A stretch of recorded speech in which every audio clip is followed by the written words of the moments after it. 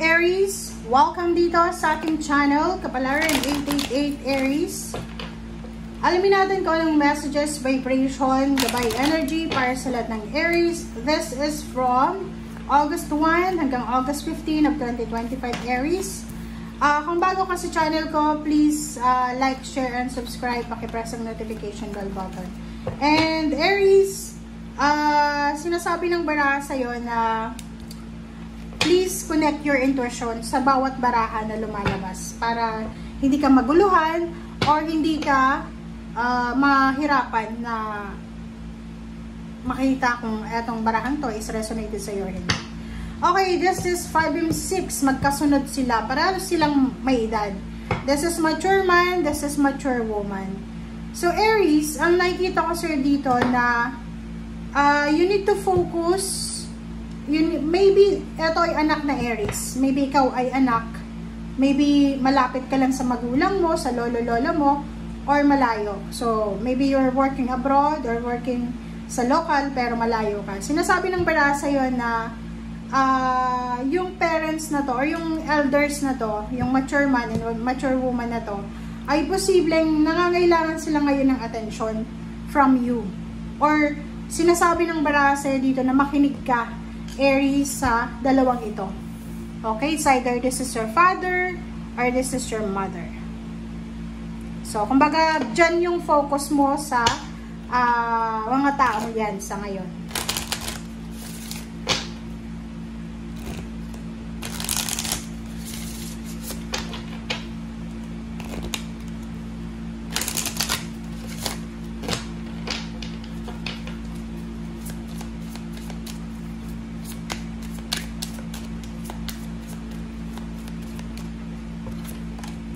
Okay, river, movements, ancestors. Oh, kaya pala. So, mature man and mature woman, maybe this is your lolo and lola. Or maybe this is about your ancestors. So, sinasabi ng baraha sa'yo na posibleng meron ditong Aries na makakapag-desisyon siya na lumipat sa bahay ng kanyang magulang. Or maybe nakapag-desisyon siya na mag-travel kasama ang kanyang magulang. So, kung ikaw ay isang Aries na like citizen ka na ng ibang bansa, posibleng inaayos mo yung mga papeles para sa petisyon, sa tourist or ano ba, visa na kailangan ng parents mo. And nakikita ko sir dito na medyo improving naman. Ancestors generation movement. Sinasabi ng baraha sa'yo dito Aries na kung maraming generational trauma ka na na-experience from your family, from your ancestors, sinasabi ng baraha na oras na para baguhin mo to. So, halimbawa, sa lolo mo, sa ninuno mo, tiyahin mo, mga kamag-anak mo, yung parang nakikita mo na yung tawag doon, yung dynamics ng family para-pareho. Diba nasa dynamics yun eh. Yung parang sa, pamilya namin yun eh. Habits namin yun eh. Trademark namin yun eh. No. Sinasabi ng baraha na kung hindi ka masyadong parang komportable sa family dynamics mo. Hindi ka komportable sa kung anong nangyayari sa pamilya mo. You need to move. You need to change. Diba? Hindi ka dapat na hindi mo dapat tinotolerate yung mga actions ng kapamilya mo kahit sabihin mong kapamilya pa sila. Okay? Kasi ganun eh. Kailangan mong putulin yung mga generational contract, trauma, drama na dala-dala nyo pa hanggang sa ngayon. Okay. Aries.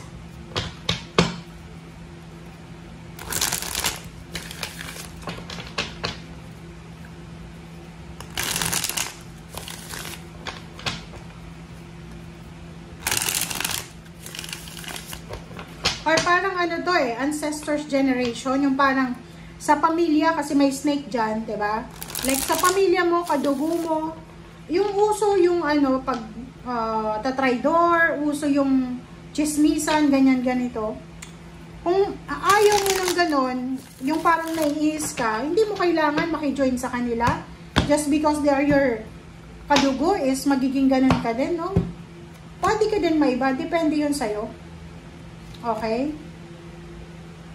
Halimbawa, isinilang na mahirap, o isinilang na yung parang less fortunate talaga, hindi naman ibig sabihin yan na hanggang mamatay is mahirap na. Because you have choice and option, you have free will. Diba? Sabi nga, may kasabihan na pag isinilang tayong mahirap, kasalanan, hindi natin kasalanan yun because wala pa tayong magagawa. But kung mamamatay tayong mahirap, kasalanan natin yun.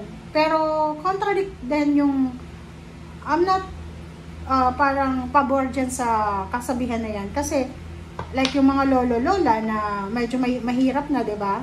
Kasi pinabayaan ng mga anak, ng mga apo, hindi nila naman kasalanan na maging mahirap sila during their golden times dahil sa inabandon na sila diba? Hindi nila kasalanan yun. May kilala nga ako diba? Isang parent, couple sila, father and mother. Pinag-aral nila yung anak nila mga anak, 5, 6 ata yun. May doctor, may nurse, may teacher, may engineer. As in, ginapang talaga nila OFW sila pareho. So, parang yung nag-alaga sa kanila is yung auntie. Pero sa bahay nila nakatira. Yung auntie, yun yung tumira sa bahay ng OFW na yon. So yung mag-asawa, pumunta ng Saudi ata yun, or Dubai, or Abu Dhabi. Basta sa Middle East. Yung isa, babae ata yung nurse, tas yung lalaki, sa construction siya. Engineer ata yun. Iniwan nila yung anak nila sa kapatid ng babae ata yun, ng lalaki, ng nurse. Tapos, pag uwi nila, di ba malaki na, umuwi sila every 2 years ata yun, or every year.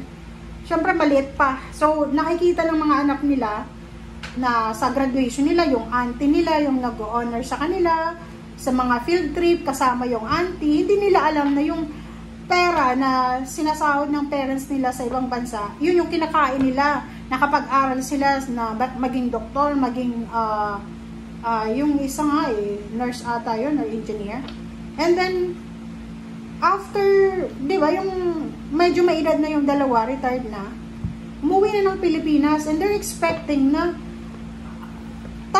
tratuin talaga sila ng maganda. But, nakakaiyak yun na sitwasyon, kasi, yung couple na yun, di ba, matanda na pagod yun sa pagtatrabaho sa ibang bansa. Nung yung anak nila nasa 50-40 na, kumuha na lang ng maid na mag-alaga sa magulang. And yung bayad dun sa maid na yon, galing yun sa pension ng couple na yon. Yung mga anak ni bisita, hindi binibisita Yung kahit yung bahay nila, yung parang ang nakatira akas, ni hindi man lang makapag-hire sila ng, like for example, ng gardener na pwedeng tabasin yung mga damo doon, mga kahoy, di ba? Parang nakakaiyak kasi yung mga neighbors nila, yun yung tumutulong sa kanila. Instead na yung mga anak, tapos yung mga anak makikita mo sa Facebook. Talaga, alam mo yung Facebook na yan, hindi ako naniniwala. Minsan, pag sinasabi, pinapakita, eto yun kami, ang saya ng pamilya namin, perfect family kami kasi yun, yung mga anak niya, perfect sila. Perfect sa, like during Christmas, New Year, mayroon silang family picture without the parents Diba? Yung parents nasa probinsya, yung mga anak nasa city. Kahit siguro yung mga apo nila, hindi nila nakikita. So, parang ganun. So, useless. Diba? Useless yung pagtatrabaho nila para sa mga anak. Ganun. Okay, 7 of Cups, the Emperor, 10 of Pentacles, 3 of Wands. So, nakikita ko sir dito na meron dito sa inyo na like, if you are desiring talaga, yung desire mo talaga na magkaroon ng mataas na posisyon sa trabaho, yung authority ba? Gusto mo mag-negosyo, gusto mo maging CEO, di ba? Maging owner ng business, kahit sari-sari store man lang, kahit like for example, yung mga negosyo, bakery, piggery. Nakikita ko sa'yo dito na meron kang hinihintay na opportunities. Like for example, yun, may plano ka, diba? Plano mo to naghihintay ka lang ng tamang pagkakataon or naghihintay ka lang ng tulong financial na para mag-finance sa business na gusto mo. Comment down below nga, guys. Okay, so dito naman sinasabi ng bara sa'yo na yung pangarap mo sa buhay na negosyo or pangarap mo sa buhay na umasenso, sinasabi ng universe na ibibigay yan sa'yo ng universe kung willing ka mag-sacrifice, kung willing ka daw na gawin lahat para dyan sa negosyo na gusto mo or sa authority yan eh. Yung parang, like example, wini-wish natin na maging boss, maging CEO, maging supervisor. But, pag nandun na tayo sa sitwasyon na yun, parang wala na tayong accountability, diba? Yung parang pinapabayaan natin. So dito, make sure na kung ano man yan na pangarap mo, once na nakuha mo yan, pangatawanan mo talaga siya. Nakikita ko sir dito na meron kang direksyon na gustong puntahan. It's either gusto mo mag-travel around the world, gusto mo magnegosyo, or kung may negosyo ka na parang gusto mong parang rebranches ba tawag doon, mag-explore, mag-extend ng mga branches. Sinasabi ng bara sa'yo dito na gawin mo kung alam mo na yun yung gusto mo. Kasi mahirap naman na gawin natin yung bagay na ayaw natin. Diba? So, isang napakagandang balita ang matatanggap mo.